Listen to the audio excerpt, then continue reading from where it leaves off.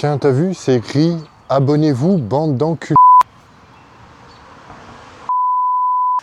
Bonjour tout le monde. Aujourd'hui, on se retrouve pour l'épisode 3 SBD. On s'intéresse au squat. Donc, petit disclaimer, je rappelle en début de vidéo, on va aujourd'hui parler d'un profil que vous connaissez tous, en tout cas ceux qui vont regarder la vidéo et qui pratiquent le powerlifting. Hein. C'est fait exprès parce que en moins, ça va parler à tout le monde. Ensuite, il faut bien comprendre que j'analyse uniquement la partie osseuse. Dans un premier temps, hein, on verra dans d'autres vidéos la partie musculaire. Normalement, tout le monde peut comprendre. C'est quelque chose de simple, de pur, de lisse, un peu comme ça.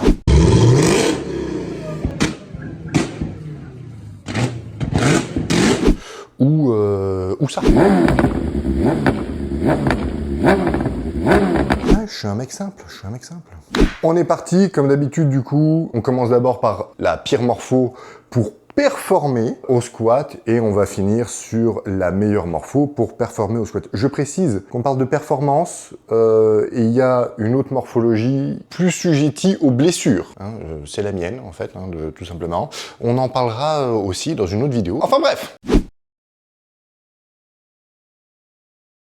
Pour la pire morpho, on va illustrer tout ça avec The Panache. Tout le monde le connaît normalement, 1m69. Il concourt dans les 66 kg, sauf erreur de ma part, il va monter de catégorie. Mais quand même, pour que vous puissiez bien illustrer, je vais vous mettre une de ses perfs juste ici.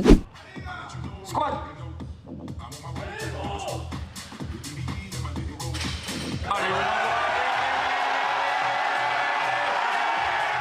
Pas dégueu. Pas dégueu. Belle performance. Je dessine tout ça sur tableau et je reviens.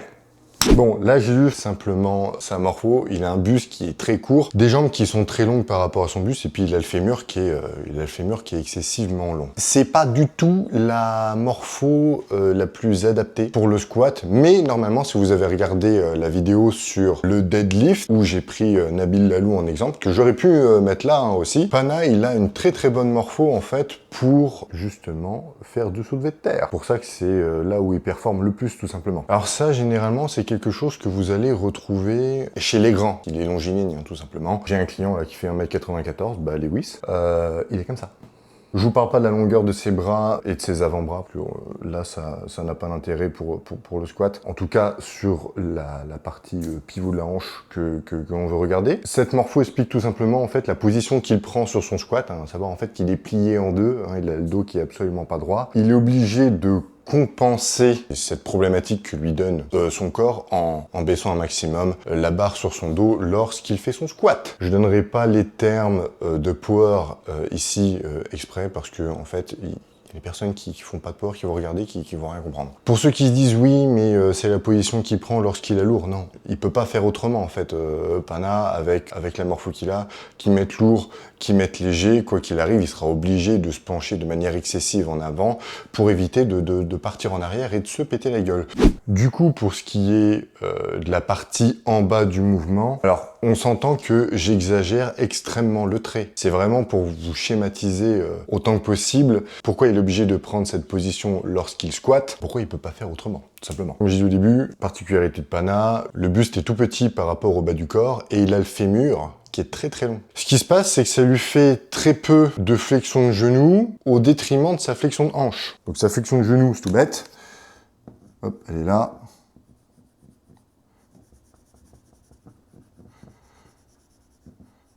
Là, puis sa flexion de hanche, elle est là. Donc comme vous pouvez le voir, il a énormément de flexion de hanche et pas tellement en fait de flexion de genou. Et encore, j'ai été généreux là. Tout ce qui se passe, c'est que lui, il pousse pas avec les cuisses. En tout cas, avec les quadriceps. Lui, il pousse avec fessier et ischio. Parce que sauf erreur de ma part, il a les ischios qui sont courts sur le genou et qui sont longs sur la hanche. Voilà. S'il ne prend pas cette position-là, se fait de manière automatique chez lui, quand bien même, à n'en pas douter, il a quand même essayé d'optimiser sa mobilité, et bah, il reste quand même vachement bridé quoi qu'il arrive. Il peut améliorer un tout petit peu son positionnement, mais c'est minime par rapport à ce que lui permet son corps. S'il se penche pas en avant, la seule chose qui va se passer, c'est qu'il va partir en arrière. Hein. C'est la gravité, hein, les gars, c'est de la physique. C'est pas compliqué à comprendre. Donc ça, c'est la pire morphologie, en fait, tout simplement pour performer. Alors, on s'entend. Il fait des putains de perfs, hein, on s'entend. Il doit avoir un très très bon système nerveux. Mais on met une personne du même gabarit qui a une morphologie faite pour ça, vous allez voir que le positionnement n'est pas du tout le même. Et les performances, forcément, sont plus grandes. D'ailleurs, tous ceux qui, sur les réseaux, mettent leurs performances avec leur poids de corps, les gars, c'est du powerlifting. J'en ai parlé dans la dernière vidéo sur le power, mais on s'en bat les couilles de votre poids de corps. Ce qui compte, c'est celui qui pousse le plus dans la catégorie. Hein. Le rapport poids-puissance, vous vous êtes trompé de sport. Trêve de galéjade, on passe à la meilleure morpho. Bien, pour la meilleure morpho, ce qui va se passer, c'est que on va changer de discipline sportive, on va se diriger vers des haltérophiles, on va prendre des asiatiques. Parce que ils sont faits pour ça. C'est pas pour rien, en fait, qu'ils font chier tout le monde aux Jeux Olympiques en haltéro. En premier exemple, hein, on va faire honneur aux femmes, en la personne de Park Hae-jung, j'espère que je prononce bien son nom. Je vous la mets tout de suite, là, comme ça.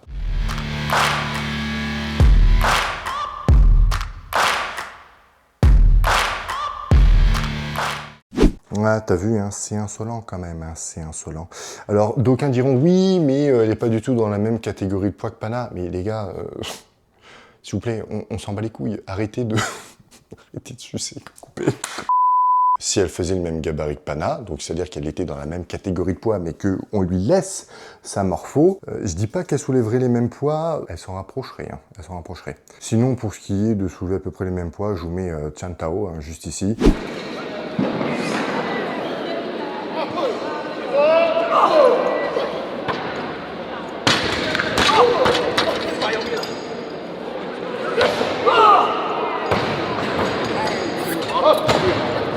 Voilà, 4 fois 260. T'as vu, hein, juste là, la position du corps, c'est pas du tout la même. Hein. Mais de toute façon, les trois que je vais vous montrer, en fait, ils ont une position du corps qui est la même. Pourquoi? Parce que ils ont la même morpho, qui est la meilleure pour performer au squat. Et on y va tout de suite.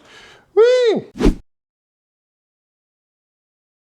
Bien, de ce fait, dans les grandes lignes, particularité de cette morpho, c'est tout bête. Ils ont des jambes qui sont petites. En fait, vous prenez le bas du corps, vous le comparez au haut du corps, le haut du corps est plus grand que le haut, tout simplement. Autre particularité comparativement à Pana, c'est que le fémur sera plus petit que le tibia, ou s'en rapprochera un maximum. Alors, je vais pas dire qu'il est impossible d'avoir autant de fémur que de tibia, parce que l'humanité est capable de tout faire, hein, en termes de morpho. Mais grosso modo, vous avez tendance à avoir un fémur qui est inférieur au tibia. Si vous avez les jambes courtes, et que vous avez le fémur qui est plus long que le tibia, ça reviendra quasiment au même, c'est juste que vous allez avoir un petit peu plus de flexion de hanche. Si vous voulez, c'est un peu un physique de nain. Les nains, vous pouvez pas les battre, puisque tout petit membre, que ça soit sur les bras et les jambes, donc forcément très peu de distance à parcourir, parce que la règle dans le power, comme je fais que de le dire sur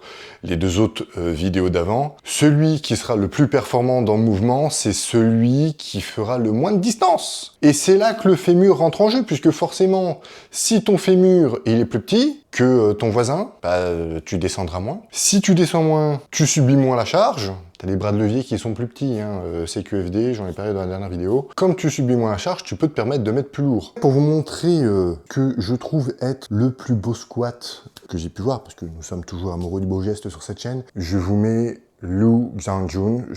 Là c'est pareil, je sais pas si je prononce bien, j'espère en tout cas. Je crois qu'il est multiple champion du monde, champion olympique, bref. Il fait 1m67 et du coup bah, je vous montre ce qu'il fait avec 250.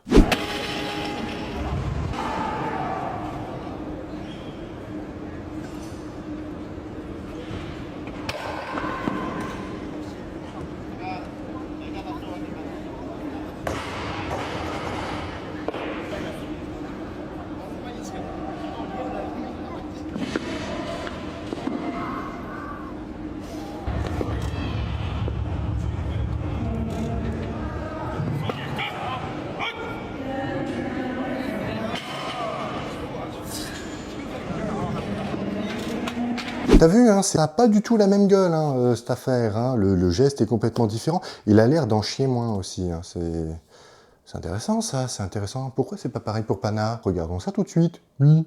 Je reciterai. Ok? Donc, ce qui se passe, le tibia est long. Le bas du corps est plus court que le haut, comme j'ai dit précédemment. Tibia est long, fémur tout petit. Donc, tu te doutes bien que je te prends la taille du fémur qui fait ça. Si son fémur fait cette taille, il a juste ça à faire. Il a une toute petite distance à parcourir avec un fémur de cette taille. Tu vois bien. Alors que, imaginons que là, c'est le fémur de Pana, il est comme ça et il doit descendre méga loin. Ce qui fait que, pour compenser la taille de son fémur, il est obligé de pousser ses genoux loin vers l'avant et de pencher son buste en avant parce que sinon, bah, il tombe en arrière. Alors que eux, je précise que Park Hae-jung, elle est coréenne. Chan Tao et Lu Jianjun, ils sont chinois. On va me dire, oui, on s'en bat les couilles, ils se ressemblent tous.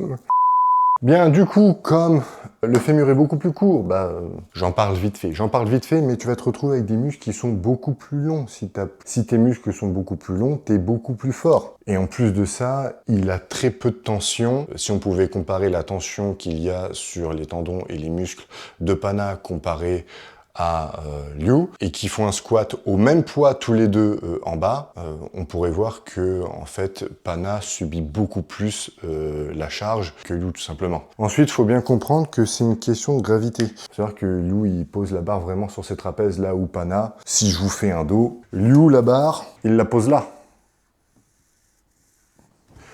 Alors que Pana, lui, il la pose ici. Là, ce qui se passe, admettons, la barre est ici. La charge suit la gravité. Voilà. C'est exagéré, hein. En réalité, la charge qu'ont les personnes qui ont cette morphologie, ça se rapproche vachement de la hanche. Là où Pana, quand il squatte, et ben en fait, comme il est vachement, admettons, penché en avant, la charge est davantage près du genou. Ce qui fait que son bras de levier est plus grand ici, alors que Liu, son bras de levier, il est rikiki sur la hanche. Par contre, il est beaucoup plus grand sur le genou. Et vous aurez remarqué, mais il a des très très gros quadriceps parce que les muscles sont très longs et lorsqu'ils poussent, ils vont tout pousser quasiment avec les quadriceps. Là où Pana, les personnes qui sont plus grandes, qui sont plus longilignes, qui ont un buste court, vous allez tout prendre dans le fessier. Généralement, vous avez des courbatures fessiers ischio plutôt que sur les quads. Je vous refais le schéma de Pana. En plus, lui, le bassin, il est orienté vers l'avant, forcément. Bon, bah, si il mettait sa barre ici, ligne de force, il aurait tout ça, de bras de levier, sur la hanche. Et évidemment, il a ça de bras de levier sur le genou.